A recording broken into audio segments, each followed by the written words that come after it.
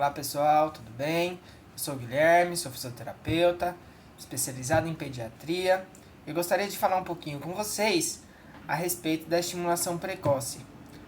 O que é estimulação precoce? Estimulação precoce, ela é um conjunto de atividades que tem o objetivo maior de estimular o desenvolvimento global de toda criança. E o que seria esse desenvolvimento global? É trabalhar todas as áreas do desenvolvimento da criança. Desenvolvimento motor, desenvolvimento cognitivo, desenvolvimento de linguagem, né, no caso da fono, e o desenvolvimento socioemocional. A estimulação precoce, ela é fundamental para crianças que tenham alguma alteração genética, neurológica, ou até mesmo crianças que tenham nascido prematuras. Só o fato de a criança nascer prematura, isso pode gerar algum déficit, algum atraso no desenvolvimento da criança. Então, antes que isso seja notado, antes que isso seja algo que vá trazer algum tipo de interferência na vida da criança, a gente faz a estimulação precoce para crianças de 0 a 6 anos de idade. E o nome é precoce porque quanto mais cedo nós começarmos esse tipo de estimulação, esse tipo de atendimento, mais nós vamos ter um resultado efetivo. E o que nós trabalhamos dentro dessa estimulação precoce? Através de brincadeiras, para que a criança consiga de uma forma lúdica e de uma forma cada vez mais participativa, com que ela tenha esses ganhos que são necessários para o desenvolvimento dela. Dentro desses ganhos, nós temos algumas coisas que são mais trabalhadas. Dentre elas, a gente tem a motricidade grossa. Então é o motor grosso que nós falamos no dia a dia da fisioterapia, que é a criança sentar, a criança, né, no caso a criança sustentar o pescoço, o controle cervical, a criança sentar sozinha, a criança conseguir engatinhar, a criança conseguir ficar em pé, a criança conseguir andar. Então isso são algumas coisas que nós trabalhamos dentro da motricidade grossa. Tem também a motricidade fina, que no caso são alguns movimentos, algumas funções, mas que requerem um pouco mais de detalhes. Um exemplo muito fácil para isso é aquele brinquedo de encaixe, de formas e encaixes. Esse brinquedo a criança tem que ter um manuseio mais adequado. A criança precisa fazer com que esse encaixe no lugar certo.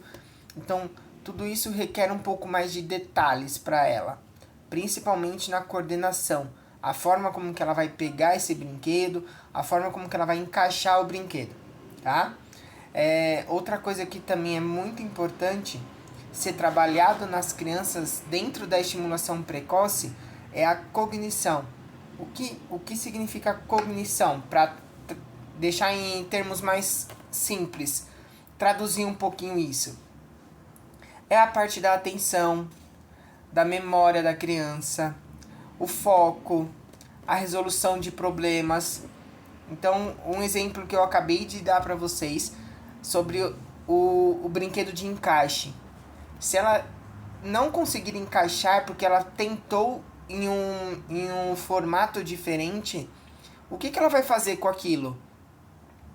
Ela vai pegar a mesma forma e tentar encaixar em outro espaço?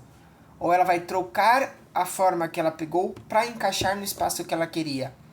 Querendo ou não, a criança ela consegue fazer essa diferença e ela tenta de alguma maneira resolver este problema que apareceu para ela dentro da brincadeira. E o que é melhor de tudo é que a grande parte do nosso aprendizado na vida, ela é por tentativa e erro. Então, para tudo que nós aprendemos, alguma vez nós já erramos. Então, a criança, para ela brincar, ela precisa também errar. Encaixar no lugar errado, jogar a bola e não acertar na cesta. Então, ela precisa ter essa tentativa e erro. E nós, como profissionais, ou vocês como pais de crianças que tenham alguma alteração, a tentativa e erro, ela faz parte do desenvolvimento. Então, não é porque a criança errou que nós devemos fazer por ela, ou então não é porque a criança errou, não conseguiu encaixar, que ela tem que parar de brincar com aquilo. Então, é muito mais a forma como nós vamos estimular isso. Então, se ela não conseguiu, tenta de novo. Tenta encaixar no outro espaço. Pega outra forma para encaixar nesse espaço. Então, nós temos que dar a oportunidade de a criança ela ter essa tentativa e erro. Isso faz parte do desenvolvimento dela, tá? Então, se faz parte do desenvolvimento, faz também parte da estimulação. A estimulação, ela é, na maioria das vezes, através de brincadeiras. E um dos objetivos da estimulação precoce é nós prevenirmos ou diminuirmos os atrasos no desenvolvimento. E como nós vamos fazer isso? Através da estimulação. Quanto mais nós estimularmos as crianças a fazer uma determinada coisa, mais ela vai conseguir e ter oportunidades de fazer. É igual andar de bicicleta. Ninguém consegue andar de bicicleta na primeira vez. Você tem que tentar várias vezes para você cair menos, se equilibrar mais e conseguir. Então você foi diminuindo a sua chance de cair, porque você foi tentando. Outra coisa também muito importante na estimulação precoce é que conforme a criança for ganhando esses marcos do desenvolvimento, isso vai melhorando de uma certa forma a qualidade de vida da criança, porque ela vai se tornar de uma certa forma mais autônoma para determinada atividade, para determinada postura. Ela não vai precisar mais de apoio, e automaticamente melhorando a qualidade de vida dessa criança, também vai melhorar a qualidade de vida da família. Quando você vê que a criança consegue sentar sozinha, você já fica menos preocupado. Você precisa dar menos apoio para ela ficar sentada.